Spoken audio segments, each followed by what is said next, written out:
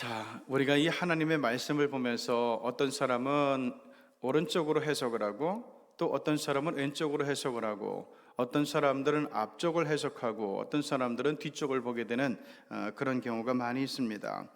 이 하나님의 말씀을 보면서는 하나님 말씀 자체에 집중하는 것이 중요하고 하나님 말씀 자체에 마음을 얹어놓는 것이 굉장히 중요합니다. 오늘 그 55절에 그 굉장히 중요한 말씀이 나와요.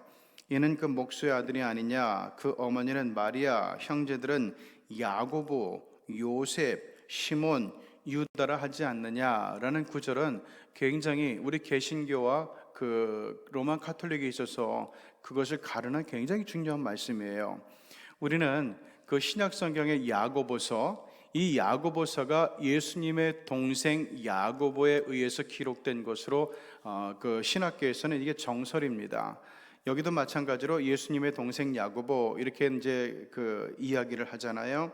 그것이 여기 보면은 예수님 바로 밑에 동생이 바로 야고보였고 그 다음에 요셉, 그 다음에 시몬, 그 다음에 유다라 이렇게 나옵니다. 그런 로만 카톨릭에서는 예수님의 어머니 마리아는 평생 동정녀로 지냈다고 얘기를 해요. 요셉과 서로 그 관계를 하지 않았다는 뜻이에요. 그래서 끝까지 이 거룩한 그 순결성을 가지고 지냈다. 이렇게 그 평생을 보냈다. 이렇게 이제 얘기가 되고 있습니다. 그런데 이것은 이들이 이 성모 마리아에 대해서 높이고 성모 마리아에 대해서 기도를 하고 이런 대상으로 어떤 성인 이상의 개념으로 높이려고 하다 보니까 이런 억지가 나오게 된 것인데 그것이 어떤 교황에 대해서 초기 이 교황에 대해서 주장되어지다 보니까 이것을 누구도 반박하지 못하고 교황은 절대로 실수하지 않아. 그래서 교황 무엇을 이거를 지금까지 떠받드는 가운데서 지금 마리아의 동생들, 예수님의 동생들을 예수님의 사촌 동생들이다. 그 당시에는 사촌들도 형제 취급했다. 이러면서 어거지를 쓰고 있는 그런 모습을 보이게 됩니다. 어쨌든 그런 면에서 오늘 말씀은 굉장히 중요한 단서를 주는데 그럼에도 불구하고 이게 오늘 마태복음 13장에서 핵심이 되는 그런 구절들은 아니죠.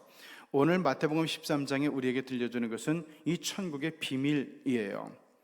오늘 네 가지 땅에 떨어진 씨 비유가 나오고 있죠. 그런데 이것은 마가복음 4장과 누가복음 8장에 병행구 본문으로 같이 등장을 합니다.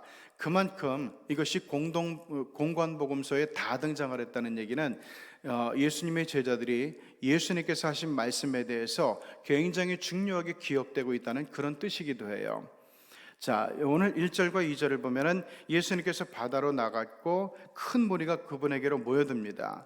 그런데 예수님께서 배에 올라가 앉으시고 온 무리가 해변에 서 있을 때 그때 말씀을 전한 것이 마태복음 13장이다 이렇게 얘기해요. 자, 예수님께서 왜 이 사람들을 저기 해변에 세우고 본인은 배를 띄우고 이 바다에서 말씀을 전하셨을까? 그 이유는 문제를 떠안고 찾아온 사람들, 이런 문제 저런 문제 이거 들어달라고 해결해 달라고 하면서 찾아온 사람들, 이 사람들에게는 예수님의 말씀이 관심사가 아니에요. 자기의 입장 그리고 자기가 서 있는 삶의 자리, 자기의 문제, 이것이 전부 핵심 이슈들이에요. 그래서 예수님께서는 자기 문제를 해결하려고 찾아온 사람들의 접근을 차단해 버립니다. 그 이유는 뭔가 하면은 말씀이 들려지는 자리에서는 오직 말씀에만 집중해야 된다는 거예요. 이것만큼 귀한 것은 없다는 얘기입니다. 이 시간에도 마찬가지로 우리의 마음과 또한 우리의 심령을 뒤흔들고 있는 근심과 염려들이 있을 수 있어요. 이것은 우리가 하나님 앞에 기도할 때 쏟아 부어야 될 것들이고 이 시간에는 이 모든 걸 내려놓고 말씀에만 집중하며 들어가는 그런 시간이 되어야 된다는 뜻이기도 합니다. 자, 10절 예수님께서 이 비유로 말씀하시는데 이 비유로 말씀하시는 이유가 오직 말씀에 합당한 자에게만 천국의 비밀을 오픈하시겠다, 이런 의도가 들어있다는 것을 그 다음 말씀을 통해서 우리가 알 수가 있어요. 자, 왜 비유로 말씀하시냐? 12절 무릇 있는 자는 받아 넉넉하게 되되 없는 자는 그 있는 것도 빼앗기리라. 16절 그러나 너희 눈은 봄으로 너희 귀는 들음으로 복이 있도다. 남들에게는 보는 것이 가리워질 것이고 어떤 사람에게는 듣는 것이 가리워질 거예요. 왜냐하면 이 사람들에게는 이 말씀이 얼마나 중요한지 몰라요. 마치 그 보물을 개에게 줄 필요가 없고 진주를 돼지에게 줄 필요가 없는 것처럼 말씀의 준비가 안 돼 있고 난 내 문제만 해결되면 되는데 왜 저렇게 쓸데없이 말씀을 하시지? 왜 사람을 이렇게 세워놓고 지치게 하지? 이런 마음을 갖고 온 사람들에게는 이 말씀 자체가 보이지도 않고 들리지도 않게 하겠다는 얘기예요. 자, 이게 천국의 공정성이라는 것인데 하나님의 말씀, 우리 하나님의 은혜와 사랑과 축복은 믿음의 자루가 준비된 자에게만 채워진다는 그런 얘기입니다. 아무리 보물을 많이 주면 뭐래요? 그거를 감당을 못할 텐데 주머니를 안 갖고 왔어요. 그러니까 가져가다 보면은 많이 받아도 여기 쏟아버리고 저기 쏟아버리고 이렇게 될 텐데 어차피 이 귀한 보물을 쏟아버릴 바에는 안 주겠다는 그런 얘기예요. 그러므로 오늘도 우리 주님을 사모하며 준비된 신앙의 자루를 들고 나와서 말씀 앞에서는 여러분들이 되기를 바랍니다. 그래서 우리 주님께서 예비하시고 택하시고 또한 채워주시는 그 은혜와 복이 여러분들에게 있기를 주님의 이름으로 축복합니다. 19절 아무나 천국 말씀을 듣고 깨닫지 못하게 하겠다 그러는데 왜 그런가 하면은 하나님의 은혜 말씀이 들려오는데 그걸 느끼고 깨닫고 받지 못하는 이유가 다 있어요. 그게 뭔가 하면은 오늘 네 가지의 비유가 나오죠. 길가에 뿌려진 씨와 같기 때문에 그래요. 하나는 자, 이 얘기는 뭔가 하면은 딱딱한 길가에 뿌려진 씨, 이것은 아예 그 말씀을 받을 의도가 없어요. 말씀을 뺏길 준비부터 하고 있어요. 이게 뭐 그렇게 중요하지 않다고 생각을 하니까 가져가고 싶으면 가져가, 이런 마음 자세란 말이죠.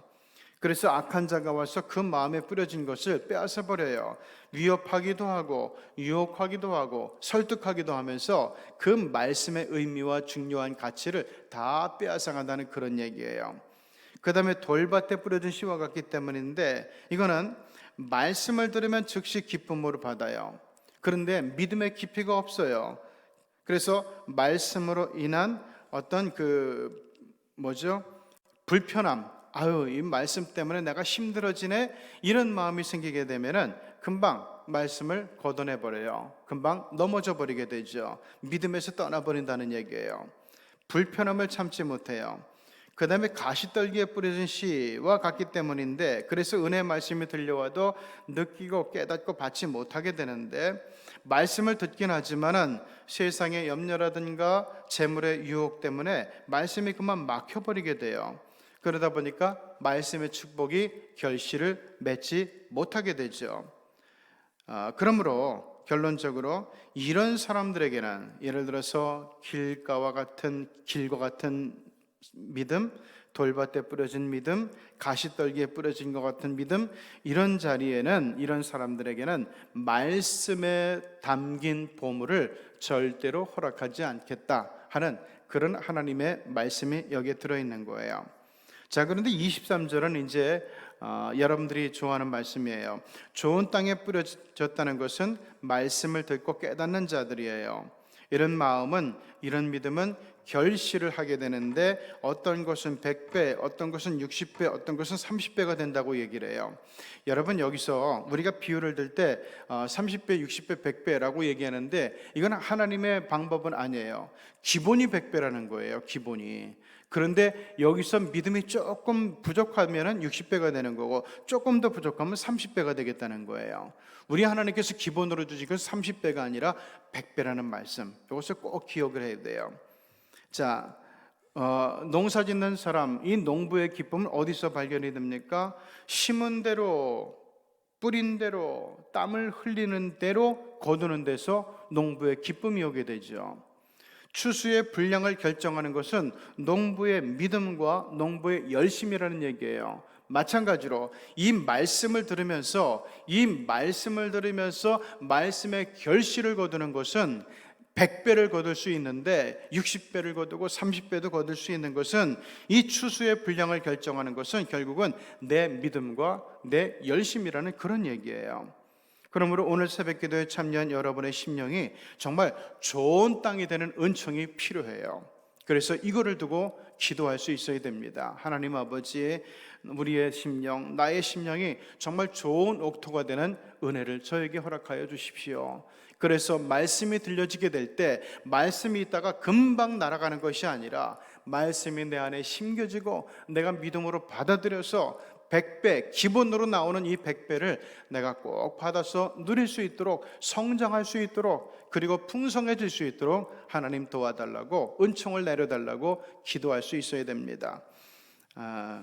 그래서 추수의 분량을 30부터 시작하는 것이 아니라 기본 100배부터 시작해 나가는 저와 여러분이 꼭 되기를 바랍니다. 그 다음에 성경은 가라지의 비유를 얘기를 해요.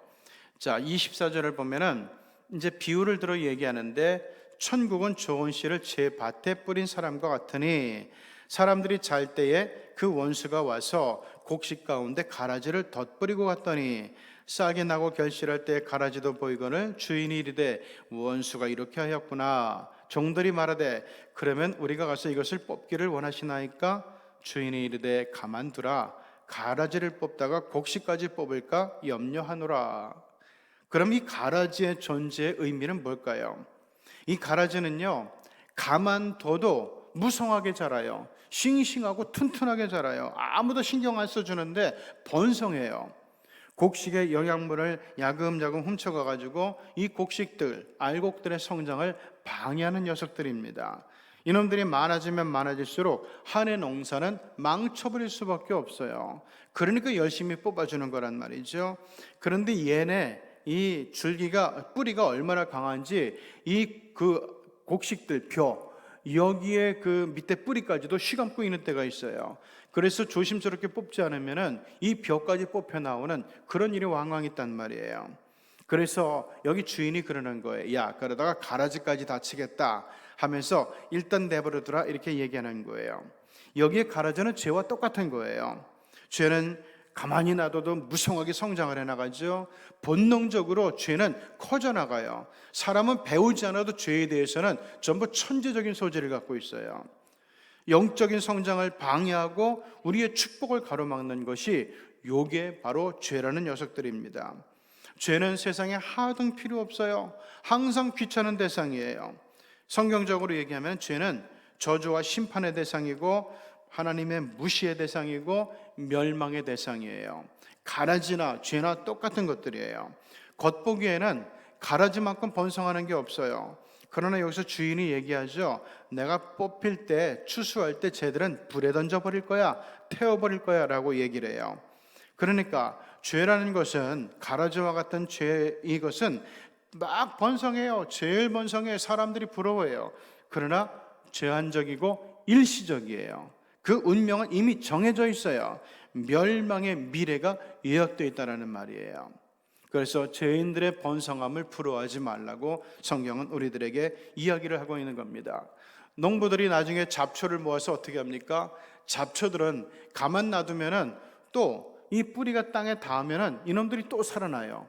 이게 잡초는 아예 그냥 아주 좀 개들한테는 비정하긴 하지만 막아주 불에 태워 없애버린단 말이에요. 재로 만들어버려요. 그래야 다시는 살지 못하니까. 절대로 살지 못하게 하는 것들이 바로 이 잡초죠. 가라지죠. 마찬가지로 죄와 죄인들에 대해서 우리 하나님께서는 끝까지 관용을 베풀지 않겠다는 것을 성경은 이야기를 하고 있어요. 30절에 그게 나와요. 추수 때 내가 추수꾼들에게 말하기를 가라지는 불살라 버리고 곡식은 모아 내 곳간에 넣으라, 이렇게 하겠다는 거예요. 자, 그럼 알곡의 존재감은 어디에 있을까요?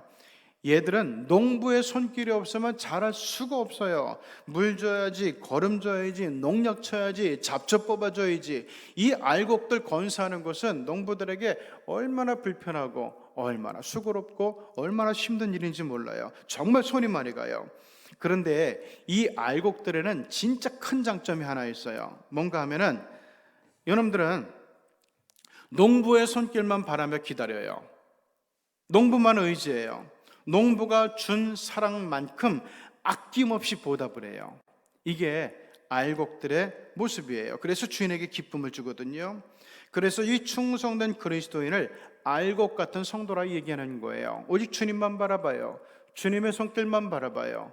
그리고 우리 주님께서 수고하신 대로, 우리 주님께서 우리에게 정말 사랑을 주신 대로 우리가 그에 맞는 믿음으로 보답해드리는 것, 이것이 알곡과 같은 성도의 진짜 모습이에요. 이런 알곡들이 하나님의 사랑을 받는다. 지금도 받지만 앞으로도 영원히 받게 될 거라고 오늘 성경은 이야기를 하고 있는 겁니다. 그러면서 이제 천국의 비유가 이렇게 나오는데, 천국은 마치 밭에 감추인 보화와 같으니 사람의 일을 발견한 후에 숨겨두고 기뻐하며 돌아가서 자기의 소유를 다 팔아 그 밭을 산다. 옛날에 이 말씀을 이렇게 보면서 요 농부가 아주 굉장히 약삭빠른 사람이다, 그렇잖아요. 남의 밭에 있는 보물 내 거 아니잖아요. 근데 그것을 굳이 내 걸로 만들기 위해서 남몰래 밭을 다 사들여 가지고 그래서 그 보물을 내 거로 만들어 버리는 이런 농부의 모습은 윤리의식이 부재가 된 게 아니냐, 이렇게 평가하는 사람들도 옛날에는 있었어요. 약삭 빠르다, 윤리의식이 없다. 그런데 이것은 그 당시의 문화적인 배경으로 들어가 보면은 잘못된 게 아니에요. 자, 지금 이 밭에 보물을 감춰놓은 사람이 누군가 하면은 옛날 아마 밭 주인이었겠죠. 그 당시에는 은행이 없잖아요. 그리고 남 집에다가 이거 보물을 갖고 있으면은 도둑이 와서 훔쳐가기도 하니까 자기만 아는 곳, 그래서 아주 그 밭에 저기 뽕나무가 있으니까 그 앞에다가 자기만 아는 데다가 땅을 파가지고 이 보물 항아리를 숨겨두는 사람이 많이 있었어요. 자, 그런데 이 사람이 죽었어요. 한참 됐어요. 아무도 거기에 보물이 있는지 알지 못해요. 자, 그러면서 이제 보물의 존재는 잊혀져 가게 되죠. 그렇게 되면은 지금 이 안에 있는, 땅 속에 있는 보물은 어떻게 됩니까? 주인이 없어지는 거예요. 그렇기 때문에 이 농부가 나중에 이 밭을 갈다가 그 보물을 발견하게 되더라도, 그리고 보물을 얻기 위해서 밭을 다 사가지고 내 보물로 차지하더라도 이거는 법적으로 문제가 없는 거란 말이죠. 그렇기 때문에 약삭 빠르다 또는 윤리의식이 없다, 이런 개념은 옳지 않아요. 오히려 이 보물을 알아보고, 보물을 한눈에 알아보고 보물을 얻기 위해서 올인하는 이 농부의 모습이 정말 지혜로운 것이다, 이렇게 예수님은 우리들에게 이야기를 하고 있는 거예요. 그럼 이 보물이 뭐냐? 밭에 숨겨졌던 이 보물이 뭐냐? 이게 마치 천국과 같은 거라는 거예요. 그래서 이 천국의 보물성을 알아보고 가치를 알아보고 여기에 올인할 수 있는 것, 이것이 바로 정말 지혜로운 사람들이고 하늘의 백성들이 마땅히 가져야 되는 욕심이다, 이렇게 이야기를 하고 있는 겁니다. 그래서 요게 옛날에는 이렇게 그 천국의 비밀을 알면 무조건 신학교 가야 된다, 이렇게 생각하는 때가 있었어요. 그런데 그것은 아니에요. 예를 들어 가지고 이 찬송을 부르는 이 성대도 약하지, 그리고 앞에서 설교를 하면 무슨 얘기를 하는지 못 알아듣지, 이런 자체의 달란트가 없는 사람이 그 보물 발견했다고 신학교 가면은 그건 또 안 되잖아요. 그렇기 때문에 이것은 어떻게 해석되는가 하면은, 내게 주신 하나님의 달란트가 있어요.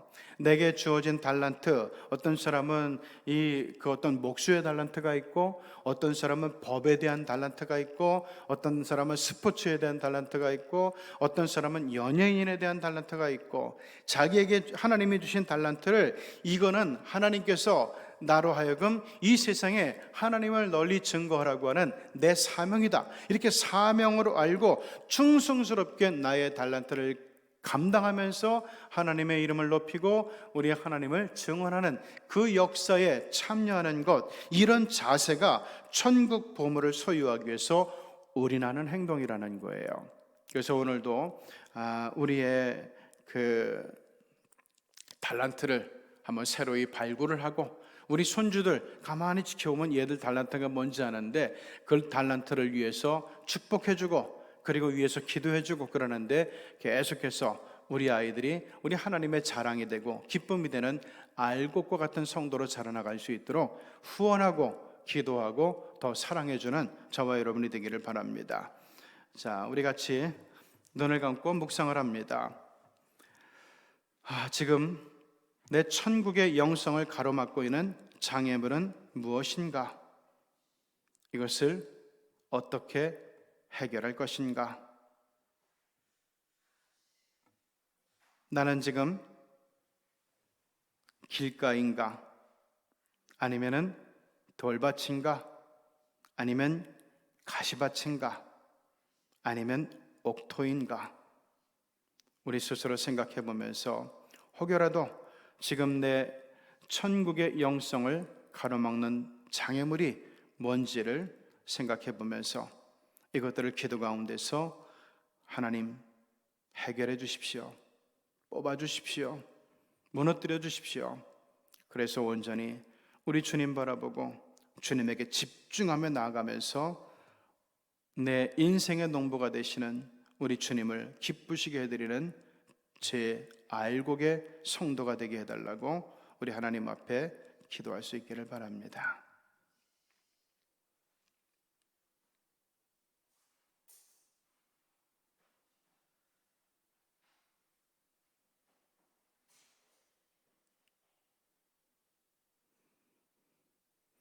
하나님 아버지, 오늘도 어두운 새벽을 깨우는 다윗의 믿음으로 오늘도 성전에 모여서 또는 영상으로 하나님 앞에 예배하는 주의 백성들을 기억하시고 우리가 이 시간 진짜 알곡과 같은 성도로, 옥토와 같은 성도로 거듭나는 시간 되게 하여 주시옵소서. 하나님의 기쁨이 되고 하나님의 자랑이 되고 우리 하나님의 기대가 되어지는 우리 새벽의 성도들 꼭 되어서 하나님 아버지, 오늘도 우리가 기도의 씨를 뿌리게 될 때, 믿음의 씨를 뿌리게 될 때 기본 100배의 결실과 추수를 거두는 하나님의 복된 예비하신 축복에 참여하는 믿음의 식구들이 꼭 되어지게 하여 주시옵소서. 예수님의 이름으로 기도드리옵나이다.